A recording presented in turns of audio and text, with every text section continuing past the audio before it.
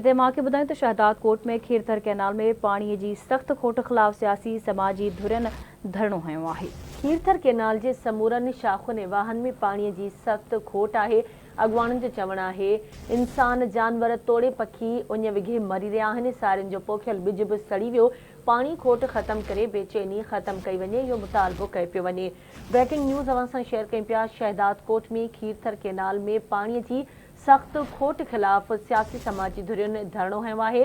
Kirthar canal जे समूरनि शाख़ुनि ऐं वाहन में पाणीअ जी सख़्त खोट आहे। अॻवाननि जो चवणु आहे इंसान जानवर तोड़े पखी उन विघे मरी रहिया आहिनि। सारियुनि जो पोखियल ॿिज बि सड़ी वियो।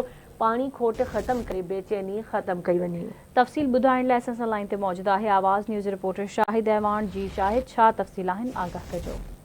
बिल्कुल शहदाद कोट में खीरथर कैनाल NWC में जेके निकिरंदड़ मुख़्तलिफ़ शाख़ूं जेके शहदाद कोट, कुबो सैद खान, कच्ची पुल समेत जेके मुख़्तलिफ़ शहर तालका आहिनि उन्हनि जी शाख़ुनि में पाणी जी शदीद खोट ख़िलाफ़ शहदाद कोट में जेको JTA अॻवान आहे मीर मुज़फ़र बिरोही ऐं शहर जे मुख़्तलिफ़ सियासी समाजी तंज़ीमुनि जे अॻवाननि शहरी ताज सदर वाह पंद्राणी, SUP अॻवान आसिफ़ मक्सी, STP अॻवान इम्तियाज़ सुमरो, सिविल सोसाइटी के मुजाहिद अवान, सोशल वर्कर वकास मस्तोई ऐं ॿियनि पारां कोटुमोड चौक ते शामियाना आणी निकिरणो समय जेको धरणो लॻायो आहे, जंहिंजे करे जेको सिंध ऐं बलोचिस्तान जे मुख़्तलिफ़ शहरनि मां जेका ईंदड़ वेंदड़ ट्रैफ़िक आहे उहा मुअतल आहे।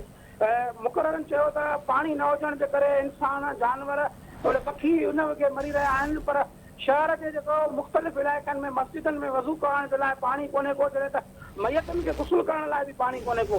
हुननि चयो त सारियाली फसल जी मुंद ख़त्म थियण वारी आहे। पाणी न हुजण जे करे जेको पोखियल सारियुनि जो ॿिज आहे उहो पिणु सड़ी रहियो आहे।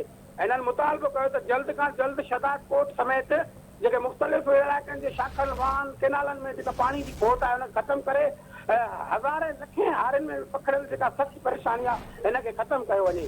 होॾां हिन वक़्त ताईं जेको धरणो आहे उहो कोटुमोड चौक ते जारी आहे, जंहिंजी अॻवानी DDA अॻवान मुज़फ़र बिरोही करे रहियो आहे। हिन वक़्त ताईं जेको चौक आहे उहो बंदि आहे। जी ठीकु आहे, मुंहिंजी महिरबानी शाहिद अपडेट करण लाइ।